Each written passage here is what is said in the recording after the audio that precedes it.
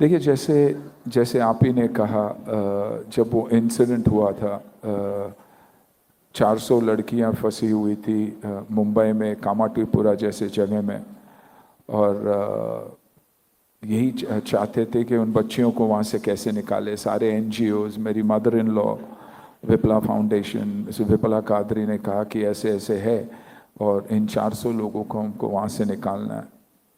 Intention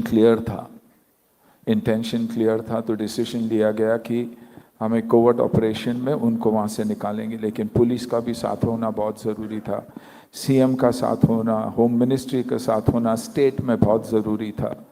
बिना हिचकिचाए हमने कहा कि नहीं यार, अगर करना है तो ये हो जाएगा। 400 बच्चियों को ये पता था कि उनको वहाँ से निकाला जाने वाला था, तो उन्हें ऑनेस्टली ये मैसेज दिया गया कि आपको चुप रहना और किसी को बात नहीं करना। इंटेंशन की बात कर रहा हूँ मैं, ऑनेस्टी की बात कर रहा हूँ। वो बच्चियों ने वो प्रॉमिस रखा। पुलिस को जब कहा गया कि ये ऐसा काम होना है, उनको भी लगा कहीं ना कहीं एक ऑनेस्ट अटेम्प्ट है कुछ करने के। होम मिनिस्ट्री को भी वैसे ही लगा, सीएम को भी वैसे ही लगा। एक कोवर्ट ऑपरेशन में शायद पहले कभी हुआ नहीं है। 400 बच्चियों को निकाल के हमने एक ही इसमें बाहर निकाला था, because there was no fear.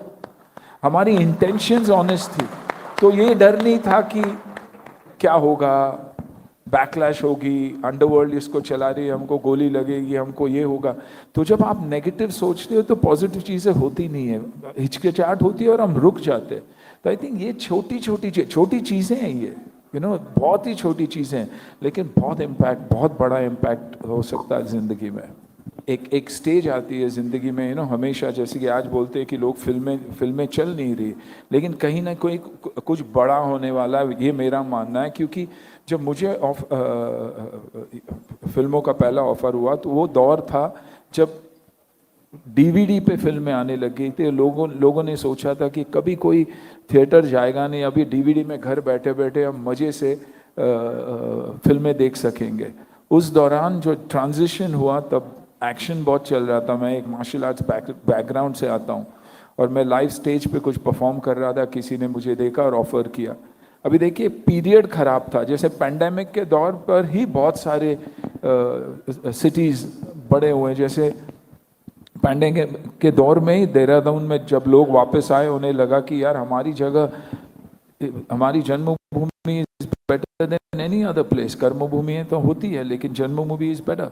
तो वैसे एक टफ फेज में मुझे मौका मिला, क्योंकि वरना फिल्में चल रही थी, एवरीथिंग वाज गुड। ट्रांजिशन में वो हीरोज ढूंढ रहे थे, क्योंकि एक्शन ही है जो मास तक पहुंचती है। तो अगर आप ये वीडियो YouTube पर देख रहे हैं तो हमारे चैनल को सब्सक्राइब कर बेल आइकन दबाएं, और Facebook पर देख रहे हैं तो हमारे पेज को लाइक करें।